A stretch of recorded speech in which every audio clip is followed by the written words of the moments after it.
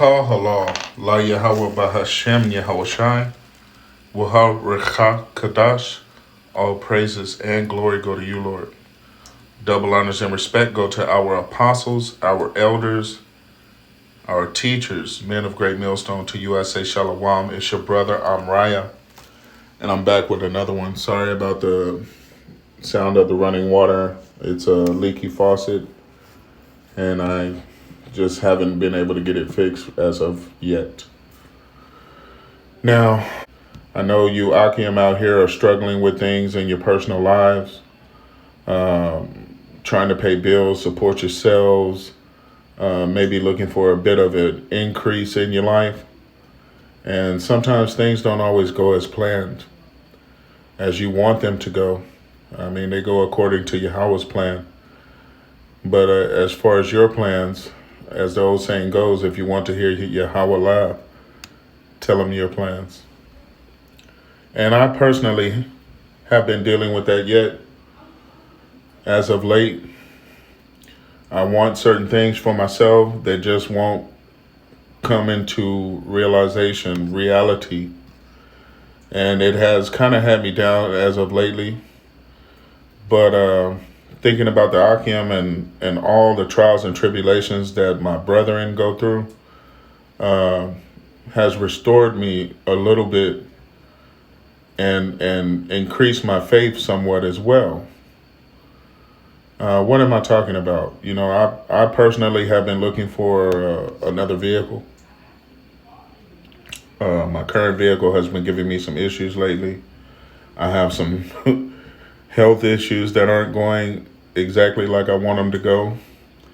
But again, you know, I think about the brothers in the truth and all the things that they go through, just some of the brothers in my own camp and some of the stories I've heard from brothers in other camps in other states. When I think on their situation, us as a whole, we're still doing pretty good. I mean, I'm not out here needing to steal, cursing the Lord. I'm not out here so rich that I just don't pay any attention to Yahweh while Yahweh Shai. So I'm in pretty good company as far as that goes. And I just wanted to do kind of a spiritual exhortation to us in the faith that we're seeking our riches in heaven. Not here in this wicked ass society. We're not looking to stake our claim to some great wealth here in this world, because this world is already received judgment. It just must come to pass. As we always do, we filter through the scriptures. And right now I'm in Jeremiah chapter 45, which the Lord put on my spirit well over a week ago. But we will begin here now. This is Jeremiah chapter 45, verse 2. It says, "Thus saith Yahweh, the power of Israel, unto thee, O Baruch. Thou didst say, Woe is me, for Yahweh have added grief to my sorrow. I fainted in my sighing, and I find no rest." Okay?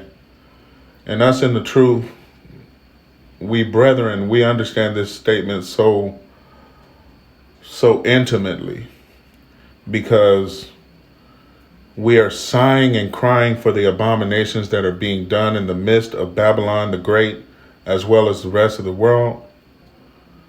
And we have found no rest. Though we've received rejuvenation or been recharged by the word,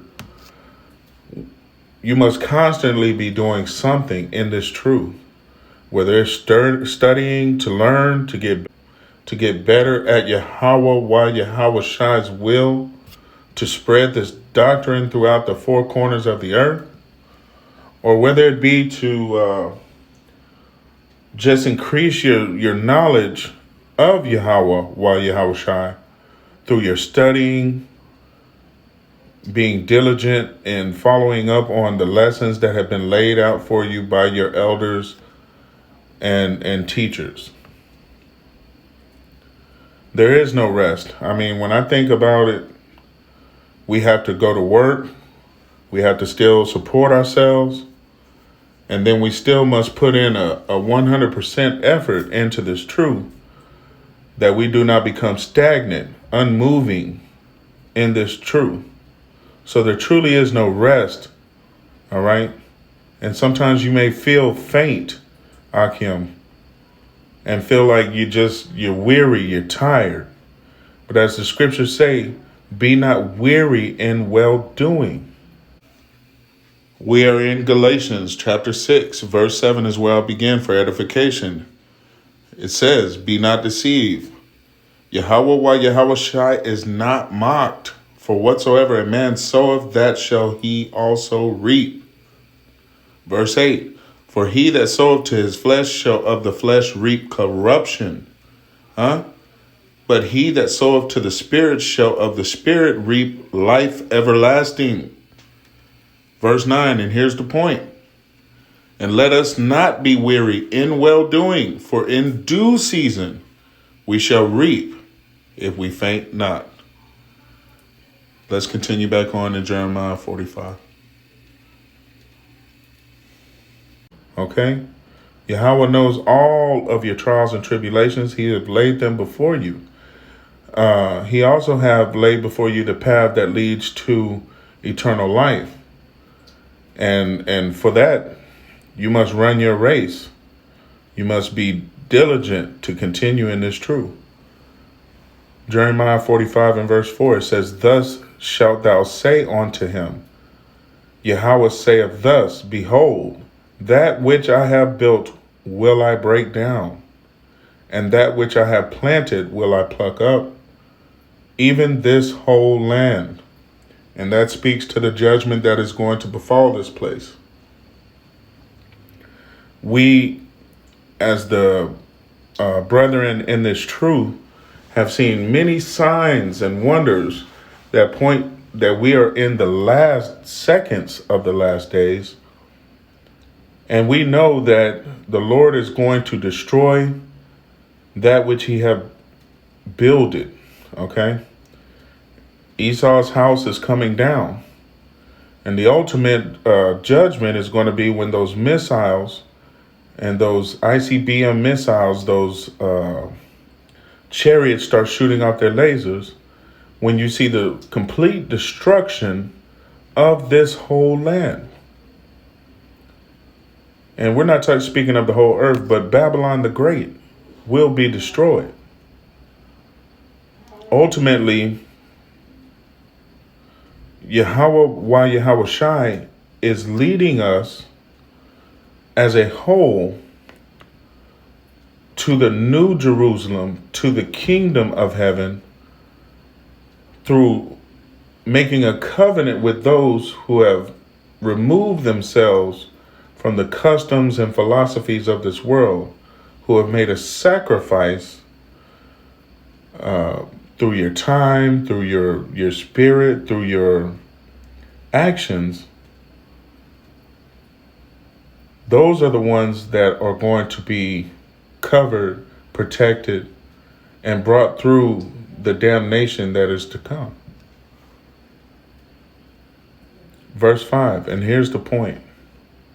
It says, and seekest thou great things for thyself.